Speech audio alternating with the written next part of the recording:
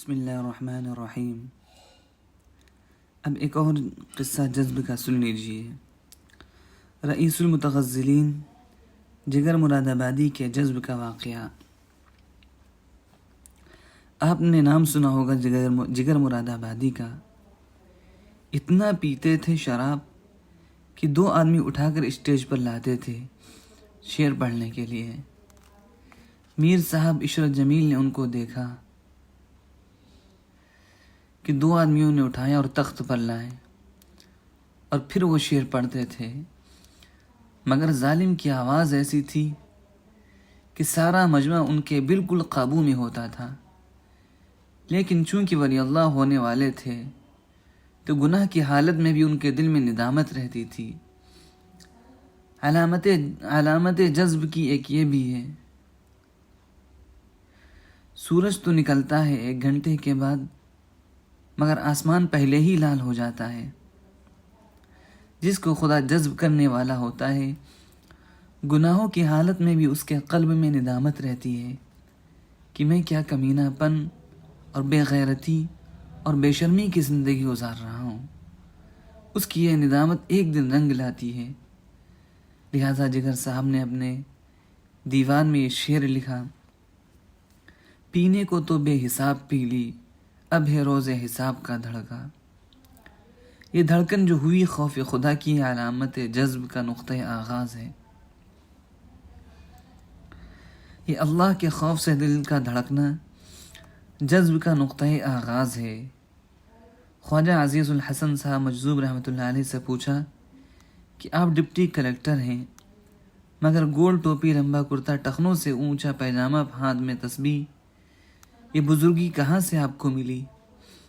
فرمایا تھانہ بھون میں حکیم الامت مولانا اشرف علی تھانوی رحمۃ اللہ علیہ کا صدقہ ہے۔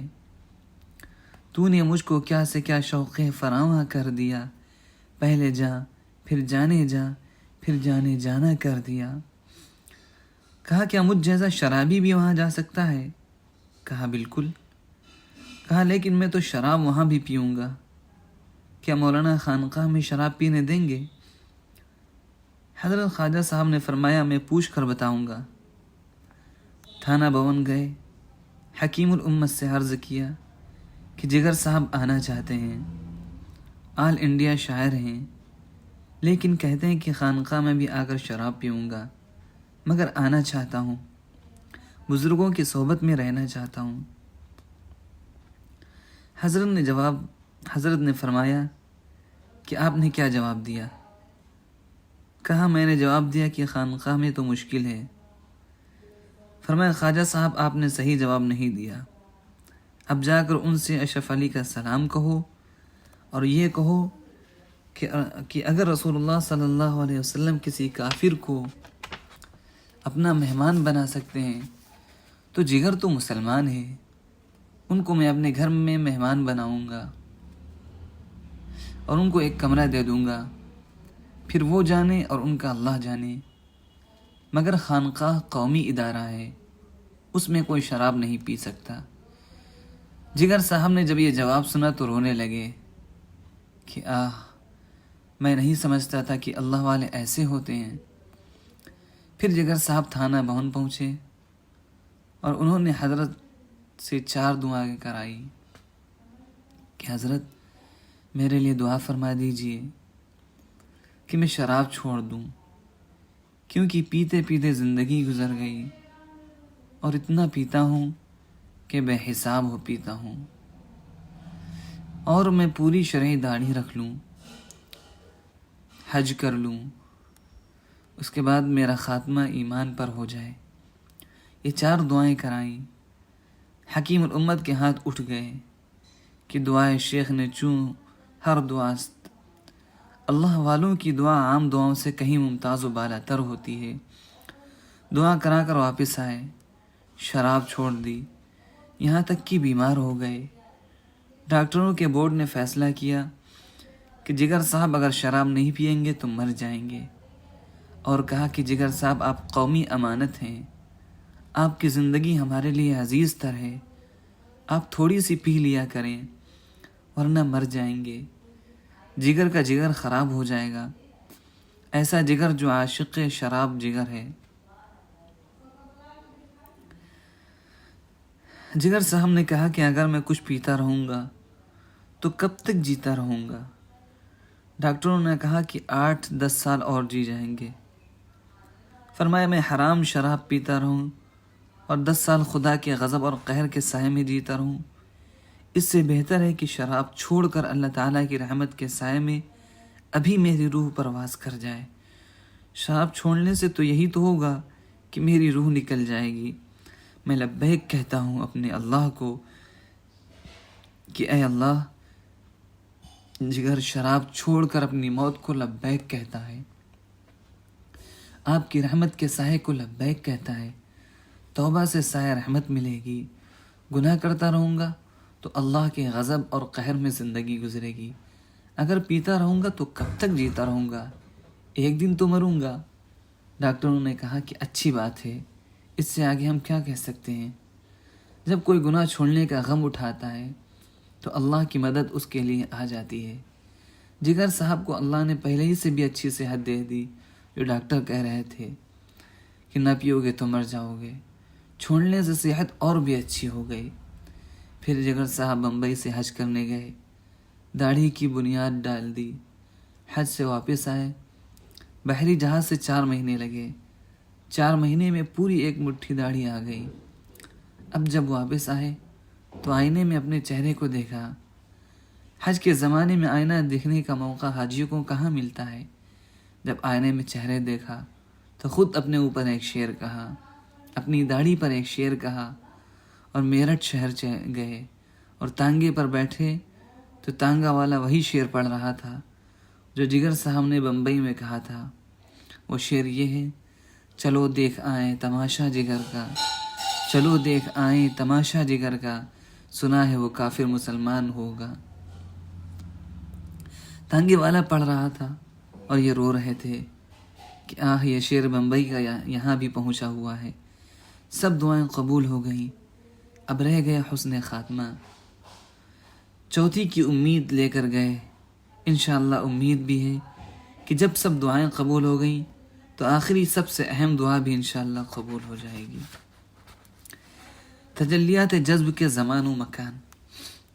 اب جذب کے راستے کیا ہیں یہ بھی بتائے دیتا ہوں۔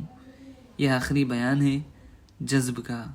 کوئی اگر چاہے تو کہ ہم اللہ تعالیٰ کوئی اگر چاہے کہ اللہ تعالیٰ ہم کو بھی جذب عطا فرما دے تو سرور عالم صلی اللہ علیہ وسلم نے اس کا ایک مکان اور ایک زمان، 2 چیزیں بتائی ہیں۔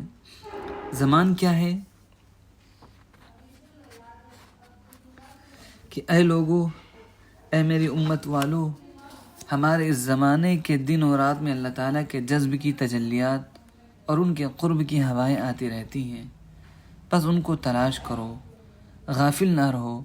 وہ تجلی اگر تم کو مل گئی تو تم کبھی بدبخت و بد نصیب نہیں ہوگے، ہمیشہ کے لیے ولی اللہ بن جاؤ گے۔ نفس اور شیطان تمہارا کچھ نہیں بگاڑ سکیں گے۔ اب سوال یہ ہے کہ دن و رات میں یہ تجلیات کب آتی ہیں؟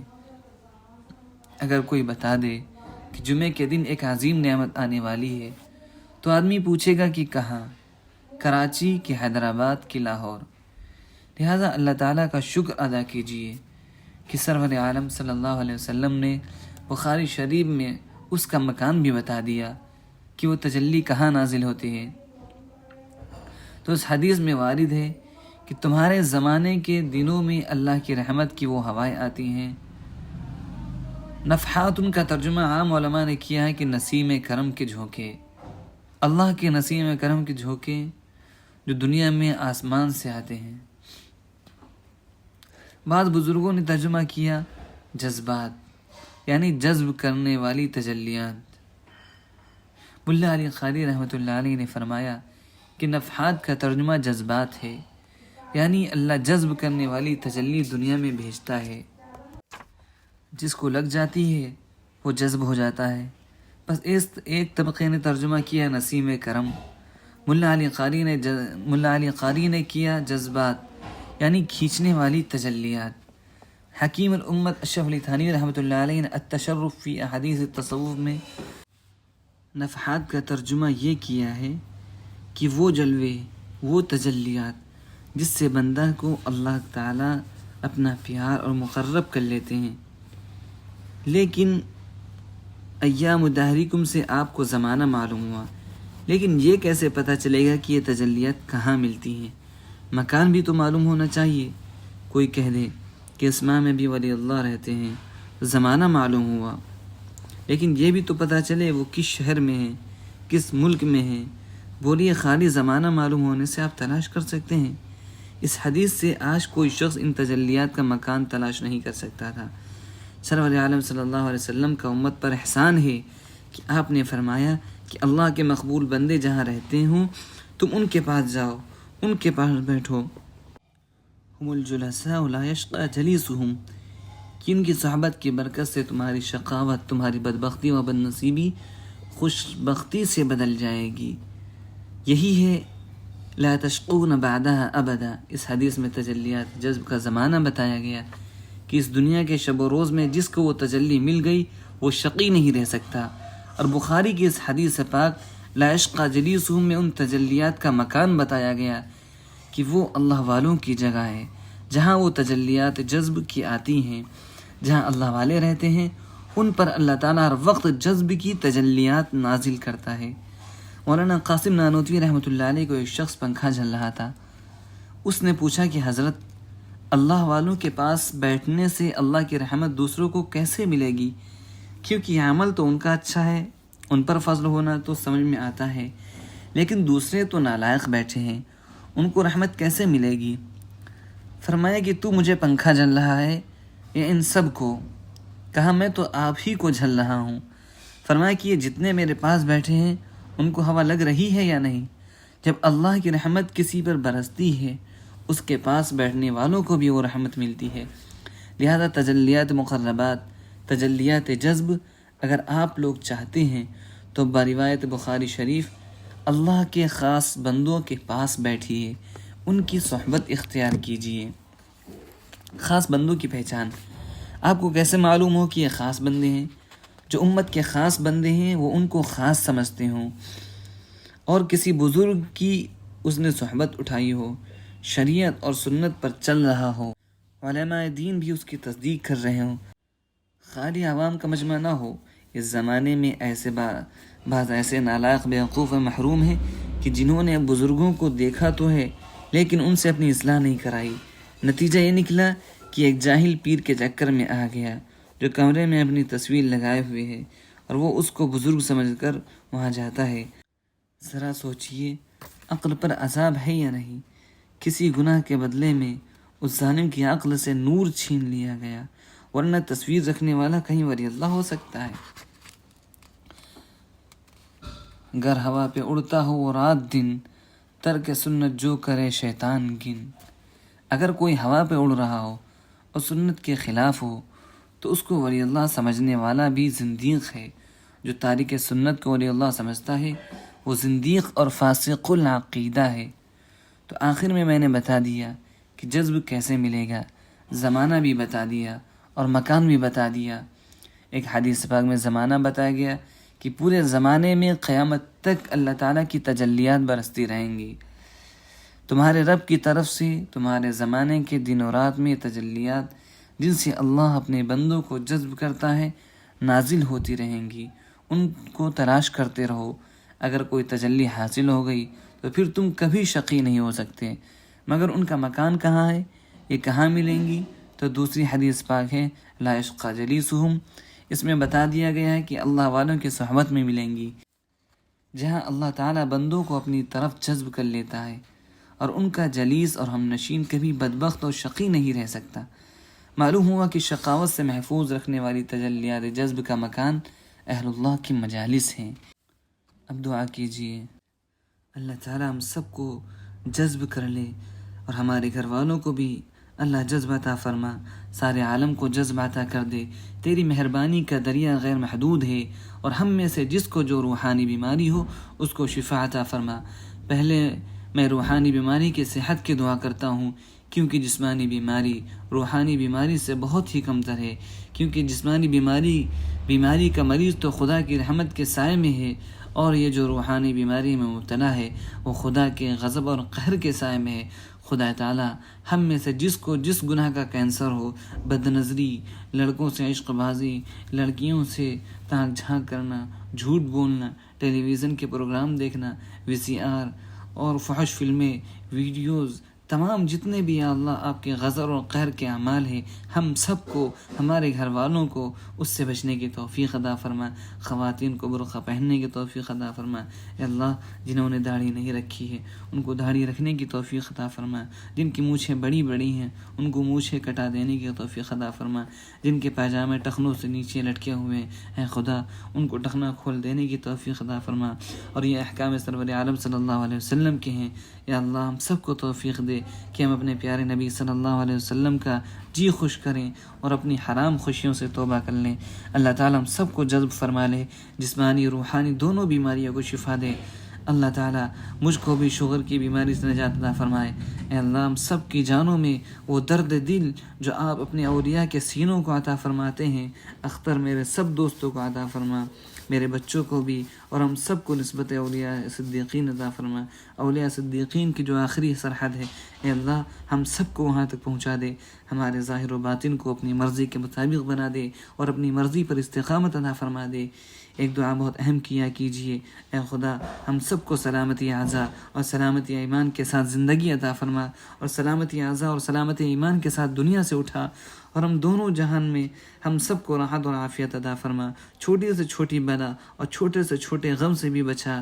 یا اللہ ہم سب کو عافیت کے ساتھ جینا نصیب فرما، عافیت کے ساتھ اپنی محبت میں جینا، اپنے عاشقوں میں مرنا نصیب فرما۔ آپ سب اپنے دل میں اپنی جائز حاجتوں کو تصور کر لیں۔ اے خدا ہمارے دل میں جتنی جائز حاجتیں ہیں ان سب جائز حاجتوں کو پورا فرما، اور جو مقروض ہیں ان کا قرض ادا کر دے۔ جن کی بیٹیوں کا رشتہ نہیں مل رہا ہے ان کو رشتہ عطا کر دے، جن کو رشتے تو ملے مگر شوہر ظالم ہیں ان شوہروں کو رحم دل بنا دے، جن کی بیٹیاں ظلم کر رہی ہیں ان کو بھی توفیق دے دے کہ اپنے شوہروں کو نہ ستائیں، نافرمان اولاد کو فرما بردار بنا دے۔ اگر ماں باپ کی طرف سے زیادتی ہے یا غصہ زیادہ ہے تو اللہ ان کو اپنی اولاد پر مہربان کر دے۔ اے خدا آپ دنیا و آخرت کے مالک ہیں، اے مالک دو جہاں، اختر آپ سے اپنے لیے، سب دوستوں کے لیے، سارے عالم کے مسلمانوں کے لیے عافیت دو جہاں کی بھیک مانگتا ہے۔ وآخر دعوانا الحمدللہ رب العالمین، وصلی اللہ علی خیر خلقہ محمد وعلی آلہ وصحبہ اجمعین برحمتک یا ارحم الراحمین، آمین یا رب العالمین۔